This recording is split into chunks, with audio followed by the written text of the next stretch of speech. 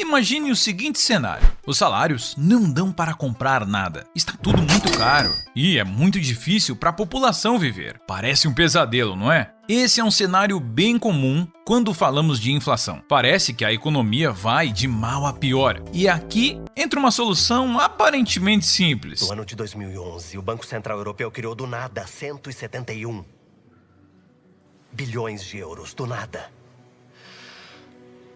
Igual o que a gente está fazendo. Só que muito mais. 185 bilhões em 2012. 145 bilhões de euros em 2013.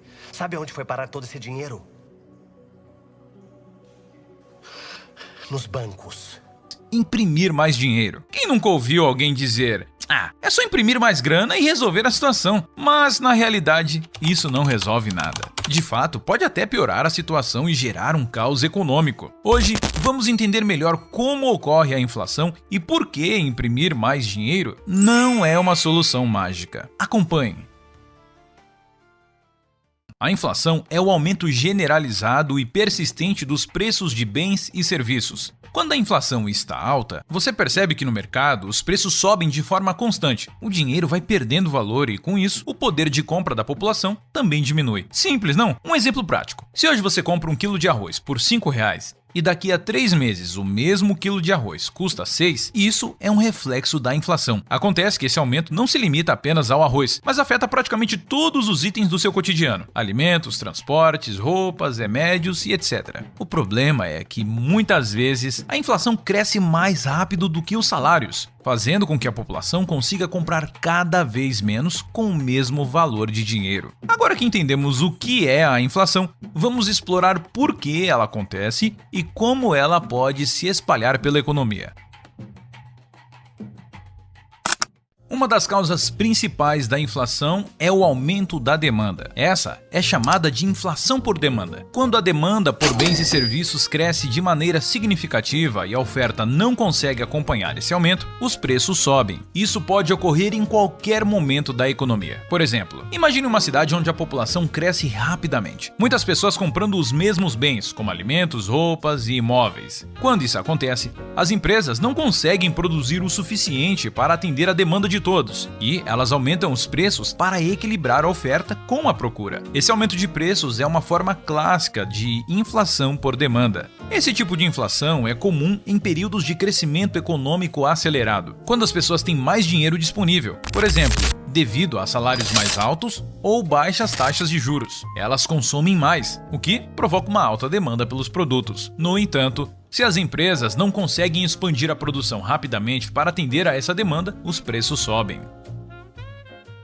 Outro fator importante para o aumento da inflação é a inflação por custos. Esse tipo de inflação ocorre quando os custos de produção aumentam, seja devido ao aumento dos preços das matérias-primas, seja por aumentos salariais ou até mesmo por mudanças nos impostos. Suponhamos que o preço do petróleo aumente drasticamente, o que afeta o custo de transporte. Como quase todos os bens que consumimos dependem do transporte, como alimentos, roupas, eletrônicos, qualquer aumento no custo do transporte é repassado para os preços desses produtos. Isso faz com que o custo de vida aumente para todos, gerando inflação. Além disso, a inflação por custos também pode ocorrer quando os custos com a mão de obra aumentam. Se os trabalhadores exigem salários mais altos, devido ao aumento do custo de vida, as empresas tendem a repassar esses custos extras para os consumidores na forma de preços mais altos. Um outro exemplo clássico de inflação por custos é o aumento do custo de energia elétrica ou da matéria-prima, como o aço ou a madeira, que afeta setores inteiros da economia.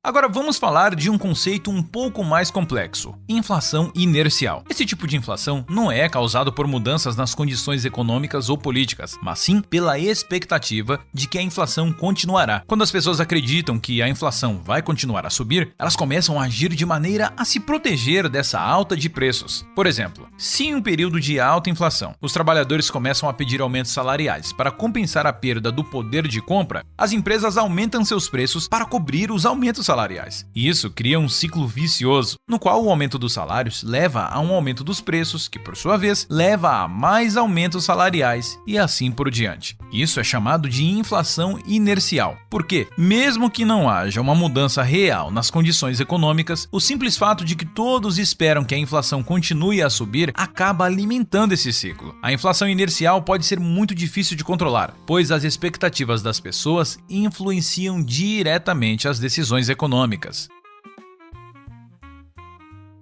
Agora vamos falar sobre a impressão de dinheiro. Muitas pessoas acreditam que se o governo simplesmente imprimir mais dinheiro, todos os problemas financeiros serão resolvidos. O professor de La Casa de Papel diria: impressão de dinheiro, galera. Essa é a solução. Mas na realidade, isso é um erro fatal. A impressão de dinheiro sem controle pode gerar um processo de hiperinflação, ou seja, uma inflação descontrolada, onde os preços aumentam a uma taxa absurda. Então, por que isso acontece? Quando o governo imprime mais dinheiro sem que haja um aumento correspondente na produção de bens e serviços, há mais dinheiro circulando na economia, mas o volume de produtos e serviços não cresce. Isso diminui o valor de cada unidade monetária, fazendo com que os preços aumentem. Um exemplo disso é, se o governo decide imprimir bilhões de reais sem um crescimento correspondente na economia, a quantidade de dinheiro na economia cresce rapidamente. Isso provoca a desvalorização da moeda e o custo de bens e serviços começa a aumentar. No final das contas, imprimir dinheiro sem controle acaba empobrecendo ainda mais a população. Uma das maiores consequências da inflação é a perda do poder de compra. Mas o que isso significa? Bem, à medida que os preços sobem, as pessoas podem comprar menos coisas com a mesma quantidade de dinheiro. Um exemplo prático disso seria que, digamos que você ganhe R$2.000 por mês. E com esse valor você consiga comprar 100 unidades de um produto. Um exemplo é arroz, pão ou qualquer outra coisa. Se a inflação faz com que o preço desses produtos aumentem em 10%, o valor que você consegue comprar com seus R$2.000 diminui. Ou seja, agora você vai conseguir comprar apenas 90 unidades do mesmo produto. E se o seu salário não acompanha a inflação, ou seja, não aumenta no mesmo ritmo, você acaba tendo uma redução do seu poder de compra. E isso pode afetar muito a qualidade de vida, especialmente quando os preços dos itens básicos, como alimentos e combustíveis, aumentam.